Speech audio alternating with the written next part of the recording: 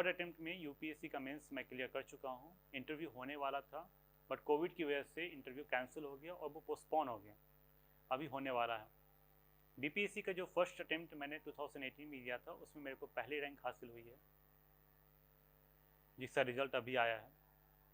तो दोस्तों, मैंने पिछले वीडियो में अपने चैलेंजेस, स्ट्रगल्स और किस तरीके से उन स्ट्रगल के साथ कोप अप करना है उसके बारे में, मैं प्रिपरेशन के स्ट्रैटेजी को लेकर के, टाइम टेबल को लेकर के या फिर नंबर ऑफ आवर्स को लेकर के मैं डिस्कस करूँगा। तो कुछ बेसिक बातें मैं क्लियर कर देना चाहता हूँ कि मैंने, पता नहीं ये सही है या सही चीज़ है या नहीं, मेरे से बहुत ज़्यादा लंबी पढ़ाई नहीं होती। मैं 12-13 घंटे स्ट्रगल तो करता था पढ़ने के लिए, बट रेगुलर डेली 6-7 घंटे ही एवरेज रहता था। और ये मैं किस तरीके से बोल रहा हूँ, क्योंकि मैं अपनी पढ़ाई को ट्रैक करता था। मोबाइल ऐप के जरिए जब ट्रैक करते थे तो किसी दिन 6 घंटे पढ़ाई हुआ तो किसी दिन 8 घंटे पढ़ाई हुआ, but mostly on an average 6 to 7 hours daily पढ़ाई होता था, जो कि अफेक्टिव था। ऐसा नहीं था कि मैं किताब लेकर के बैठा हूँ और कुछ और कर रहा हूँ, नहीं। 12 से 13 घंटे पढ़ने की कोशिश करता था, बट आउटकम जो है 6-7 घंटे का एवरेज डेली रहता था। और जो बुक्स है मेरे, वो काफ़ी लिमिटेड रहे हैं, जो मटेरियल है वो काफ़ी लिमिटेड रहा है, और बहुत ज़्यादा रिसोर्सेज को मैंने कवर करने का कोशिश नहीं किया है।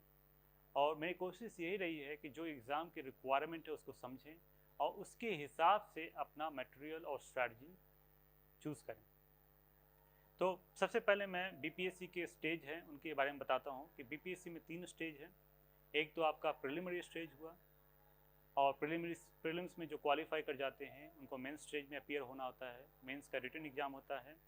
उसके बाद जब उसमें क्वालिफाई कर जाते हैं तो उनका पर्सनालिटी टेस्ट होता है, जिसको कि इंटरव्यू भी बोलते हैं, फिर फाइनल सिलेक्शन होता है। तो बारी बारी से मैं तीनों स्टेज के बारे में डिस्कस करूँगा। तो जो प्रिलिमिनरी स्टेज हैं तो उनमें जो सिलेबस है वो थोड़ा सा ब्रॉड है। इसमें आपका हिस्ट्री भी है, ज्योग्राफी भी है, पॉलिटी भी है, आर्ट एंड कल्चर भी है, गवर्नेंस भी है, इंटरनेशनल रिलेशन भी है, इन्वायरमेंट भी है, साइंस है, मैथ है, टेक्नोलॉजी भी है। तो लगभग सारी चीज़ें हैं। इसके अलावा मिसलेनियस है, जिसमें कि आपका खेल कूद हो गया, या फिर जो इम्पोर्टेंट पर्सनालिटीज़ हैं करंट अफेयर में वो हैं, और देश दुनिया के जितने भी नेशनल इवेंट हैं इंक्लूडिंग बिहार, वो हो गया। फिर बिहार का जो स्टैटिक है वो सारे इसमें कवर होते हैं प्रीलिम्स में। तो प्रीलिम्स का जो स्टेज है बीपीएससी में काफ़ी वाइड है, और इनका जो सवाल है वो यूपीएससी से काफ़ी अलग होता है। यूपीएससी में तो सवाल थोड़ा सा एनालिटिकल एप्लीकेशन बेस्ड होता है, इनका सवाल मोस्टली वन लाइनर होता है, और इसमें 5 ऑप्शन भी होते हैं, जिसमें कि जो 5th ऑप्शन होता है वो none of these, all of these, या फिर कुछ इस तरीके से होता है। वो आपका 5th पोजीशन पे भी हो सकता है और किसी और पोजीशन पे भी हो सकता है। तो प्रिलिमिनरी जो स्टेज है बीपीएससी का वो टफ कंसीडर किया जाता है, जिनका कि ऑप्शन पे पकड़ है, क्योंकि इसका सिलेबस बहुत वाइड है। तो जब सिलेबस वाइड है तो अनसर्टेनिटी भी ज़्यादा हो जाती है कि पता नहीं कट ऑफ क्रॉस होगा कि नहीं होगा। तो इस स्टेज के लिए स्पेसिफिक होना तो बहुत ज़रूरी हो जाता है। फिर स्पेसिफिक होने का मतलब है कि हम पैटर्न और जो सिलेबस है उसको हम ध्यान में रखें। तो कई बार क्या होता है कि जब हम शुरुआत करते हैं तो पैटर्न और सिलेबस को समझने की कोशिश करते हैं, बट समझ में आता नहीं है, ना ही दिमाग में रिटेन भी करता है, क्योंकि जब तक जानकारी नहीं होगी तो उससे हम कुछ रेफरेंस भी नहीं निकाल पाएंगे, उससे इंटरफेरेंस नहीं कर पाएंगे। तो मेरा ये सजेशन है कि आप थोड़ा सा वाइड करके चलिए। फर्स्ट रीडिंग में जो आप बेसिक बुक्स कवर कर रहे हैं, हो सकता है कि उसमें रिक्वायरमेंट से ज़्यादा फर्स्ट रीडिंग में आप पढ़ ले रहे हो, कोई इशू नहीं है उसमें। फर्स्ट रीडिंग ही आपका लास्ट रीडिंग नहीं होने वाला है, आपको कई रीडिंग मारने पड़ेंगे। तो आप बेसिक बुक का फर्स्ट रीडिंग कीजिए, जितना हो सकता है आप पैटर्न से या फिर सिलेबस से स्टिक होने की कोशिश कीजिए। ज़्यादा भी पढ़ ले रहे हैं तो कोई इशू नहीं है, लेकिन हाँ, सेकेंड रीडिंग जब आपको चीज़ें रिटेन होने लगेगी, रिलेट होने लगेगा, तो आप कोशिश कीजिए कि पैटर्न और सिलेबस को भी साथ साथ समझें, उनसे उनको रिलेट करके जो पढ़ाई है उसको स्पेसिफिक बनाया। थर्ड रीडिंग से तो ये जरूर कीजिए कि सिलेबस और पैटर्न आपका अच्छे से क्लियर होना चाहिए। इसमें एक चीज़ और है कि जो बेसिक बुक्स हम जब स्टार्ट करते हैं पढ़ना, स्टैंडर्ड किताबों को अगर खुद से पढ़ना शुरू करें तो समझ में बहुत कम ही चीज़ें आती है, और उसमें कई बार ऐसा होगा कि बहुत कुछ जो है आपको समझ नहीं आ रहा है, तो आप आगे बढ़ने में ही आपको प्रॉब्लम हो रहा हो। तो शुरुआत में अगर आपको समझ में नहीं आती है कोई चीज़, तो बहुत परेशान नहीं होना है, थोड़ी बहुत गूगल कर सकते हैं, यूट्यूब पे आप देख सकते हैं, बट आप फर्स्ट रीडिंग मारिए, फर्स्ट रीडिंग जो है आप कंप्लीट कीजिए बेसिक बुक्स का, हिम्मत करके और पेशेंस रख करके। जब फर्स्ट रीडिंग कंप्लीट हो जाए, हो सकता है कि आपको 10% भी समझ में नहीं आया हो, फ्रस्ट्रेट बिल्कुल नहीं होइए, अभी और करना है। जब आप सेकंड रीडिंग स्टार्ट करेंगे तो आपको बहुत कुछ चीज़ें समझ में आने लगेगी, वो 10% वाली बात नहीं रहेगी, बट हाँ चीज़ें याद पूरी तरीके से आपके नहीं होगी सेकंड रीडिंग में भी, बट समझ में आने लगेगी। और थर्ड रीडिंग और फोर्थ रीडिंग कीजिएगा, फोर्थ रीडिंग में आपका तो एक स्पीड बन जाएगा, जिसके बाद बहुत कम ही इम्प्रूवमेंट होता है। अगले रीडिंग के बाद फिफ्थ सिक्स कीजिएगा तो बहुत इम्प्रूवमेंट स्पीड को लेकर नहीं होगा, बट हाँ अंडरस्टैंडिंग तो बढ़ती ही है। अब मैं आता हूँ बुक्स को लेकर के। तो history and art and culture है, तो हिस्ट्री में 3 चीज़ें हो गई, एंशियंट, मिडिएवल, मॉडर्न, उसके बाद पोस्ट इंडिपेंडेंस भी है, और आर्ट एंड कल्चर है। तो मैंने तो यूपीएससी का जो किताब पढ़ा था हिस्ट्री के लिए, वही बीपीएससी में भी रिवाइज करके गया था। एंशियंट और मिडिएवल के लिए एनसीईआरटी का किताब आता है, उसको पढ़ा था। मॉडर्न के लिए स्पेक्ट्रम पढ़ा था, और आर्ट एंड कल्चर के लिए नितिन सिंघानिया किया था, जिसको रिवाइज किया था। बट यहाँ पर भी आर्ट एंड कल्चर बहुत ब्रॉड है, तो आप कोशिश कीजिए कि आर्ट एंड कल्चर के किस तरीके के सवाल बीपीएससी में पूछे जा रहे हैं उसी चीज़ को आप कवर करके जाएं, यूपीएससी वाला पूरा कवर ना करें। और उसी तरीके से आपका एंशिएंट और मिडिएवल में भी, लेकिन जो बीपीएससी में है हिस्ट्री का बहुत वेटेज होता है, इसमें ज़्यादा से ज़्यादा कवर करना है, खास करके एंशिएंट, मिडिएवल, मॉडर्न, जितना ज़्यादा हो सकता है आप उसको कवर कीजिए, इंक्लूडिंग बिहार का भी जो हिस्ट्री है उसको आप पढ़ के जाइएगा। आर्ट एंड कल्चर भी जितना होता है आप कवर कीजिए, बट एक बार आप क्वेश्चन पेपर को देख कर रिलेट कर लीजिएगा। ज्योग्राफी के लिए मैंने एनसीईआरटी पढ़ा था 11th 12th, और मैप किया था, उसी को मैं कर करके बीपीएससी में भी गया था। बट ज्योग्राफी में जो सवाल है बीपीएससी में वो किताब से भी आ जाता है, एनसीईआरटी किताब से भी डायरेक्ट आता है। तो आप एनसीईआरटी का जो किताब है 11th और 12th उसको आप अच्छे से करके जाइएगा। इकोनॉमी के लिए श्री राम आईएएस का पढ़ा था, और श्री राम आईएएस से जो इकोनॉमिक्स का बेसिक्स है वो कवर हो जाता है, बट इकोनॉमिक्स का वेटेज कम रहता है, कम सवाल आते हैं। तो बेसिक बातों के लिए तो श्री राम आईएएस है, और कुछ डेटा जो है आप इकोनॉमिक सर्वे का करके जाइएगा, जो आप क्वेश्चन को देखने से आपको आइडिया लगेगा कि किस तरीके के डेटा एग्जाम में पूछे जा रहे हैं। उसके बाद इन्वायरमेंट के लिए शंकर आईएएस किया था, उसी को रिवाइज किया था, लेकिन इन्वायरमेंट का भी वेटेज शायद कम है, तो आप प्लीज़ एक बार आप क्वेश्चन के साथ रिलेट कीजिए। हो सकता है कि जो बायोलॉजी वाला पोर्शन है या उसमें भी जो लूसेंट है इन्वायरमेंट वाला, उससे कवर हो जाएगा। साइंस एंड टेक्नोलॉजी, इसमें साइंस का वेटेज ज़्यादा होता है, और इसके लिए जनरली लोग, जो कि मैंने भी लूसेंट का सहारा लिया था, लूसेंट में साइंस का सेक्शन है, उससे फिजिक्स, केमिस्ट्री, बायोलॉजी, मैंने बायोलॉजी पे ज़्यादा फोकस किया था, क्योंकि बायोलॉजी के सवाल भी ज़्यादा होते हैं, और बायोलॉजी में वीक भी था। और फिजिक्स, केमिस्ट्री में फिजिक्स फिर इंपॉर्टेंस में आता है, केमिस्ट्री को थोड़ा सा आप कम इंपॉर्टेंस देंगे भी तो चलेगा। उसी में लूसेंट में आपको हो सकता है कि इन्वायरमेंट भी मिल जाए, तो आप इन्वायरमेंट कवर कर सकते हैं। टेक्नोलॉजी में यूपीएससी में थोड़ा सा इमर्जिंग टेक्नोलॉजी से सवाल ज़्यादा होता है।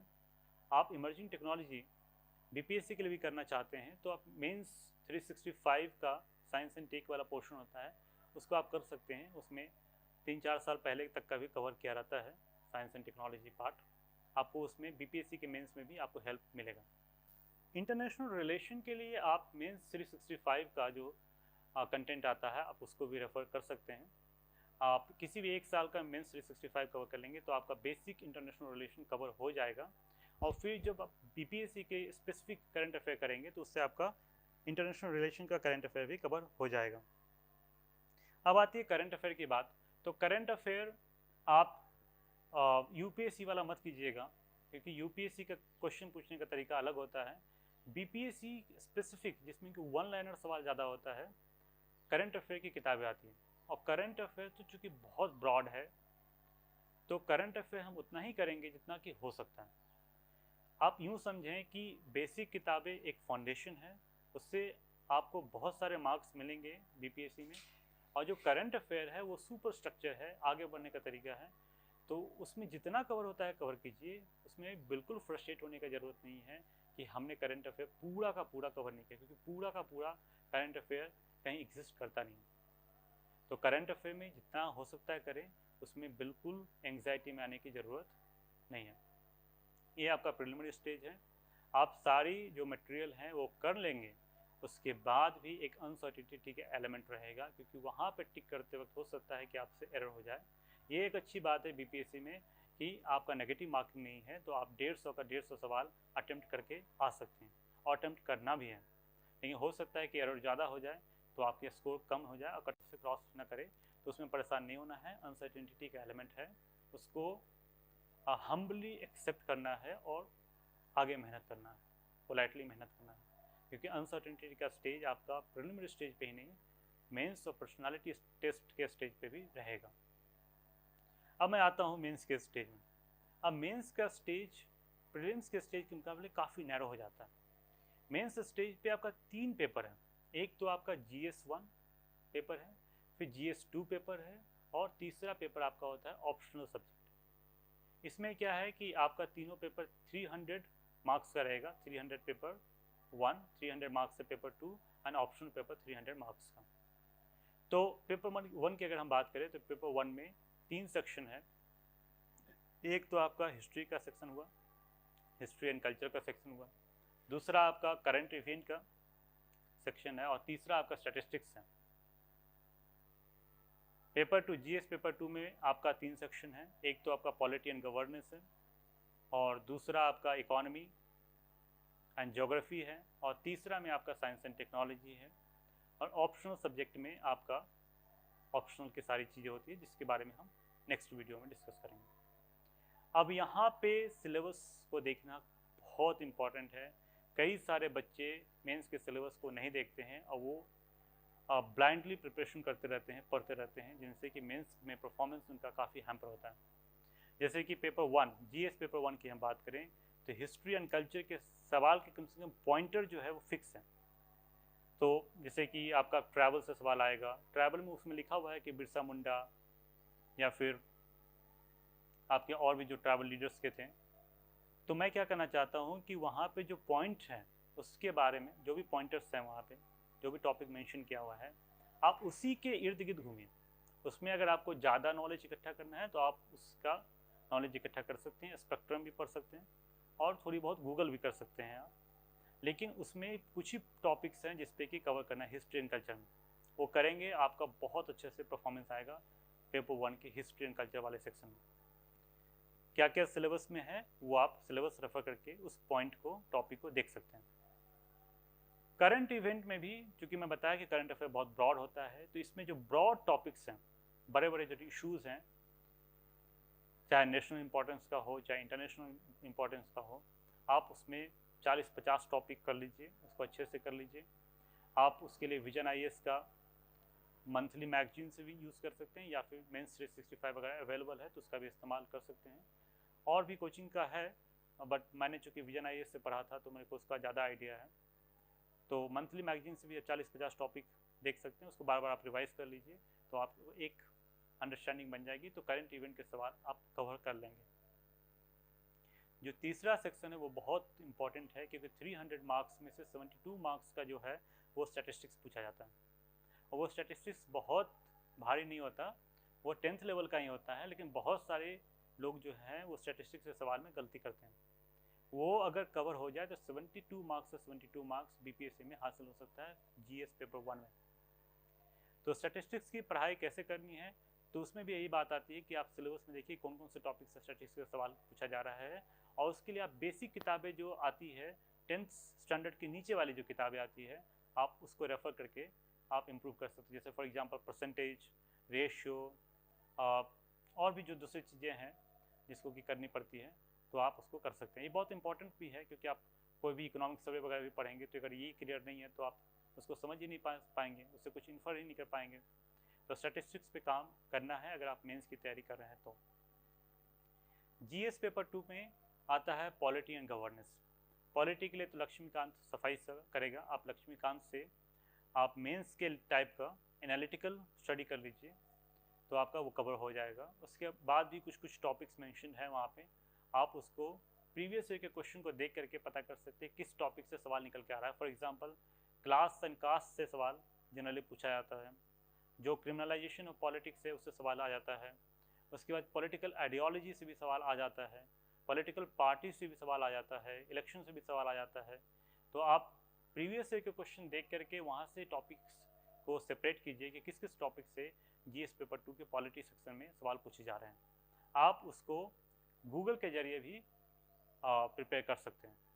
ज़्यादा कुछ प्रिपेयर नहीं करना है। अगर क्लास एंड कास्ट के बारे में है तो बस 1-2 पेज का भी अगर आप क्लास पे और कास्ट पे कर लेते हैं तो आपका हो जाएगा। आप देखिएगा वो जो सवाल आते हैं वो देखिएगा कि आपके कंटेंट से वो सवाल एड्रेस हो रहा है कि नहीं हो रहा है। उसके बाद कोलिशन, जैसे कोलिशन गवर्नमेंट में भी होता है तो उतना ही करना जिससे कि सवाल एड्रेस हो जाए। उसके बाद हमारा है सेक्शन 2 जिसमें कि इकोनॉमी एंड ज्योग्राफी। ज्योग्राफी से सवाल बहुत ज़्यादा नहीं आता है, फिजिकल ज्योग्राफी से एक दो सवाल आ जाते हैं। तो आप फिजिकल ज्योग्राफी जो 11th क्लास का होता है उसको आप अच्छे से कर सकते हैं। इकोनॉमी में जो सवाल आते हैं वो बहुत बेसिक आता है। इकोनॉमी में कुछ टॉपिक फिक्स्ड हैं, आप उस टॉपिक को सेपरेट करके करिएगा। यूपीएससी में तो इकोनॉमिक्स के बहुत सारे टॉपिक हैं बट यहाँ पे उतने ज़्यादा नहीं है। जैसे एग्रीकल्चर से सवाल आता है, एम्प्लॉयमेंट से सवाल आ सकता है, ग्रोथ से आ सकता है, पॉवर्टी एंड हंगर से सवाल आ सकता है। ये सारा टॉपिक आपका यूपीएससी में भी है, लेकिन इंफ्रास्ट्रक्चर वगैरह से ज़्यादा सवाल नहीं आता है, कम ही चांसेस है कि आएगा। तो जो टॉपिक है उस टॉपिक के बारे में इतना ही पढ़िए जिससे कि सवाल एड्रेस हो जाए। फॉर एग्जांपल एम्प्लॉयमेंट पे बहुत ज़्यादा जानने की ज़रूरत नहीं है। एम्प्लॉयमेंट क्या है, एम्प्लॉयमेंट को कैसे मेजर करते हैं, एम्प्लॉयमेंट कितने तरह का होता है, फिर इसके बाद एम्प्लॉयमेंट है तो किस सेक्टर में एम्प्लॉयमेंट किस वजह से नहीं है, क्या कारण है, उसको कैसे सॉल्व करना है, गवर्नमेंट का क्या इनिशिएटिव है, सोसाइटी के लेवल पर और क्या किया जाना चाहिए। इसको हम एजुकेशन से लिंक करेंगे, स्किल डेवलपमेंट से लिंक करेंगे, कंजम्पशन से लिंक करेंगे। इस तरीके से करके हम इकोनॉमी का प्रिपरेशन करेंगे। साइंस एंड टेक्नोलॉजी में भी वही बात आती है कि आप प्रीवियस ईयर के क्वेश्चन को देख करके टॉपिक सेपरेट कीजिए और उतना ही पढ़िए जितना ज़रूरत है। फॉर एग्जांपल जैसे कि न्यूक्लियर एनर्जी से सवाल बहुत ही बेसिक आते हैं कि न्यूक्लियर एनर्जी क्या है, उसको हम कैसे हार्नेस कर सकते हैं, क्या टेक्नोलॉजी है। टेक्नोलॉजी बेसिक, जैसे हमारे यहाँ 3 फेज प्रोसेस है उसको कर लिया, फिर उसके क्या फ़ायदे हैं न्यूक्लियर एनर्जी के, क्या नुकसान है और क्या चैलेंजेस है न्यूक्लियर एनर्जी के एक्सपेंशन को लेकर के इंडिया में, और उसका इंटरनेशनल रिलेशन से क्या संबंध है और क्या वे फॉरवर्ड होना चाहिए। बस इतना ही।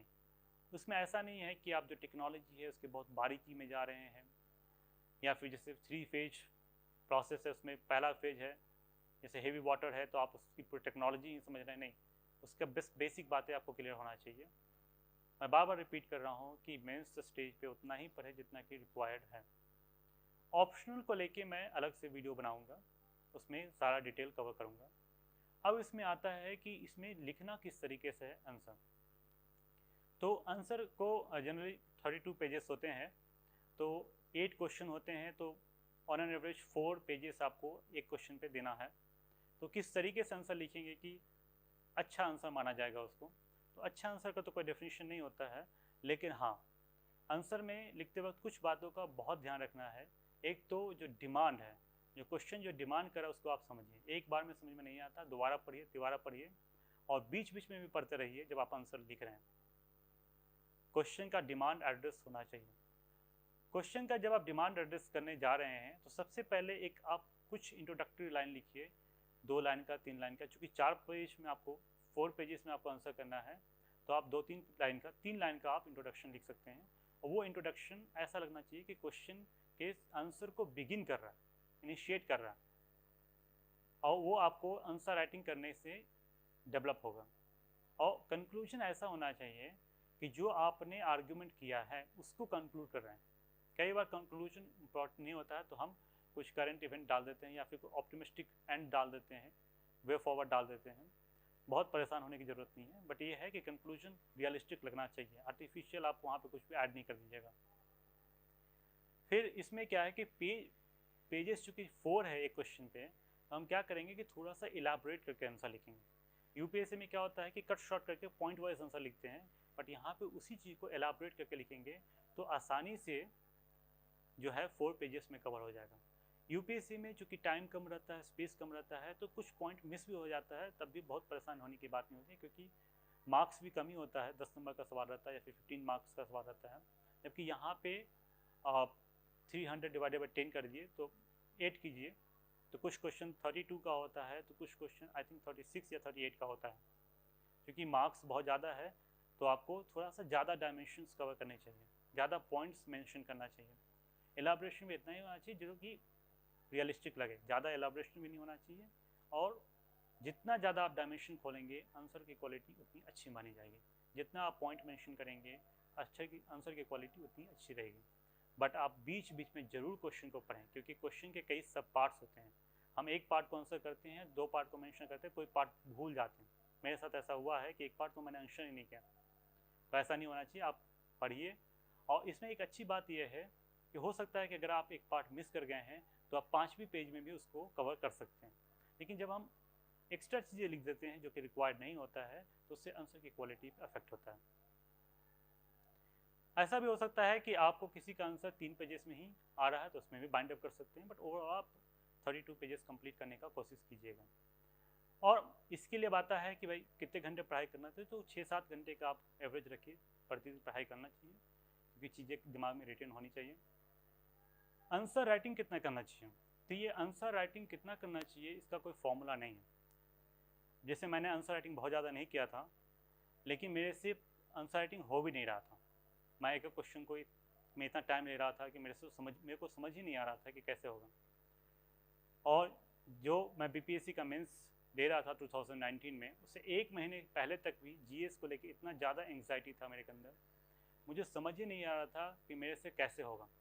मैं कई लोगों से कंसल्ट किया, लोगों ने तो बहुत कहा कि ये तो बहुत आसान चीज़ है, आसानी से हो जाएगा, बट मेरे अंदर कॉन्फिडेंस बिल्कुल नहीं आ रहा था। तो फिर मैंने क्या किया कि उस 1 महीने में ये जो कंटेंट है इस पर पढ़ना शुरू किया। इसको जब बार बार रिविज़न किया तो चीज़ें रिकॉल होने लगी। उसके बाद जब मैं सवाल को लिखना शुरू किया तो मेरे हाथ चलने लगे। तो राइटिंग स्पीड तो मैटर करता ही करता है, बट कंटेंट भी बहुत मैटर करता है। और वो कंटेंट तभी रिकॉल होंगे जब आप इंटेंस रिवीजन करते हैं एग्ज़ाम से पहले। तो मैं सजेस्ट करूँगा कि इंटेंस रिवीजन के साथ साथ आप आंसर भी लिखें, पढ़ने के बाद लिखें। बिना पढ़े आप आंसर लिखेंगे तो आप जनरल आंसर लिखेंगे, उसकी क्वालिटी बहुत अच्छी नहीं होगी। हो सकता है कि आपसे वो लिखा भी ना जाए, हो सकता है आपको बहुत टाइम लग जाए। तो आप पहले इंटेंस रिवीजन कीजिए, कंटेंट पे कमांड बनाइए, उसके बाद जाकर के आप लिखने जाइएगा तो आप आराम से क्वेश्चन को टाइमली कवर कर सकते हैं। हो सकता है कि आपको पहला क्वेश्चन में ज़्यादा टाइम लग जाए, हो सकता है कि 20 मिनट की जगह पे फर्स्ट क्वेश्चन में आप 35 मिनट 40 मिनट ले रहे हैं, उसमें परेशान होने की बात नहीं है। जो स्टैटिस्टिक्स वाला पोर्शन है जीएस पेपर 1 में, जनरली उसको पहले प्रयास किया जाता है, क्योंकि स्टैटिस्टिक्स में थोड़ा सा बहुत कैलकुलेशन भी होता है, बहुत कन्फ्यूजन भी होता है। तो स्टैटिस्टिक्स में सवाल आप थोड़ा सा अगर ज़्यादा समय भी ले लेते हैं तो बहुत इशू की बात नहीं है, क्योंकि हिस्ट्री के क्वेश्चन रिपीटेटिव होते हैं, वो कम टाइम में भी लिखा जाता है। फिर भी आप एक पेपर प्रैक्टिस करके देख लीजिएगा। ये था हमारा जीएस को लेकर के मेंस स्टेज पे प्रिपरेशन। अब आती है पर्सनालिटी टेस्ट की। तो पर्सनालिटी टेस्ट में कंटेंट नॉलेज मैटर करता है। कैसे मैटर करता है? क्योंकि आप कुछ भी बोलेंगे तो वो बैलेंस्ड होना चाहिए, ऑब्जेक्टिव होना चाहिए। आपके बातों से सोसाइटी के लोगों के प्रति कंपैशन, एम्पैथी और टॉलरेंस रिफ्लेक्ट होना चाहिए। ये सभी तभी संभव है जब आपके पास इंफॉर्मेशन है, तभी आप होलिस्टिकली आंसर कर सकते हैं, ऑब्जेक्टिवली आंसर कर सकते हैं। तो नॉलेज मैटर करता है, साथ में वैल्यू सिस्टम जो आप रिफ्लेक्ट करना चाहते हैं उसको भी आप माइंड में फ्रेश कर लीजिएगा कि ये चीज़ें रिफ्लेक्ट होनी चाहिए। साथ में जो आपका बैकग्राउंड रहा है उसको भी हल्का पॉलिशिंग की ज़रूरत है, जिससे जो अच्छी बातें हैं वो रिफ्लेक्ट हो। और पूरे इंटरव्यू के दौरान कामनेस, पेशेंस बहुत ज़रूरी है, कॉन्फिडेंस बना के रखना है, अपने माइंड पे, अपने स्पीच पे कंट्रोल रखना है, क्योंकि हमें वहाँ पे जाके माइंड को यूज़ करना है। रटी रटाई बात नहीं करनी, माइंड को इस्तेमाल करना है और सोच समझ करके आराम से सुनने के बाद रिप्लाई करना है, रिएक्शनरी नहीं होना चाहिए। बहुत सारे सवाल का अगर आंसर नहीं कर पाते हैं, परेशान होने की कोई बात नहीं है, आप उनको सीधे मना कर सकते हैं कि I am not aware of that, I am not able to recall that. उसमें कोई इशू नहीं है। उस पर आप अगर ब्लफ करते हैं तो आप अपना टाइम, कीमती टाइम बर्बाद कर रहे हैं, क्योंकि आप 20-25 मिनट में वो पॉजिटिव चीज़ें रिफ्लेक्ट करना है आपको जो आप कर सकते हैं। 20-25 मिनट में आपके पास इनफ टॉपिक्स है जिस पे कि आप डिस्कस कर सकते हैं। जो टॉपिक पे आपका कमांड नहीं है वो चला जाए तो ज़्यादा बेटर है, बट भागना भी नहीं है। जो भी टफ सिचुएशन आता है पर्सनालिटी टेस्ट के टाइम पे उसको फेस करना है, भागना नहीं है। पोलाइटली आप बोलिए उनके कि मुझे रिकॉल करने में प्रॉब्लम हो रही है, या फिर मुझे और इसमें जानकारी इकट्ठा करने की ज़रूरत है, मेरे पास फैक्ट नहीं है, मेरे पास स्टैटिस्टिक्स अभी नहीं है, मेरे हिसाब से जो मैंने पढ़ाई किया है उस हिसाब से मेरा ये व्यू बनता है। या फिर आप ये भी बोल सकते हैं कि ये ऐसा परसेप्शन है, या फिर न्यूज़पेपर के रिपोर्ट के हिसाब से मैं ये बोल रहा हूँ। बिल्कुल दिमाग का इस्तेमाल करना है और पेशेंसली इंटरव्यू को डील करना है। इंटरव्यू स्टेज बहुत कंफर्टेबल रहता है, उसमें बहुत परेशान होने की ज़रूरत नहीं है पर्सनालिटी टेस्ट में। तो ये था तीनों स्टेज का जीएस को लेकर के ओवरऑल स्ट्रैटेजी। टाइम टेबल की अगर हम बात करें तो टाइम टेबल के लिए कोई रिजिड नहीं होना है। टाइम टेबल आप अपने कंफर्ट के हिसाब से, कंफर्ट एंड एफिशिएंसी, इसको बैलेंस करके आप बना सकते हैं।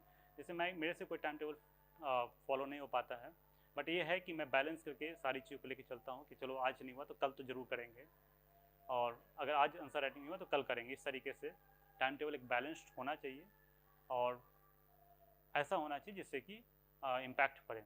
टाइम टेबल को लेके मैं कोई रिजिड प्लान आपको नहीं बताऊंगा। नंबर ऑफ़ आवर्स के लिए मैंने पहले ही डिस्कस कर रखा है, तो मुझे लगता है कि सफिशिएंट जानकारी दे दिया है। अगर कुछ रह जाता है तो उसके लिए क्षमा कीजिएगा। और ये स्ट्रैटेजी परफेक्ट स्ट्रैटेजी नहीं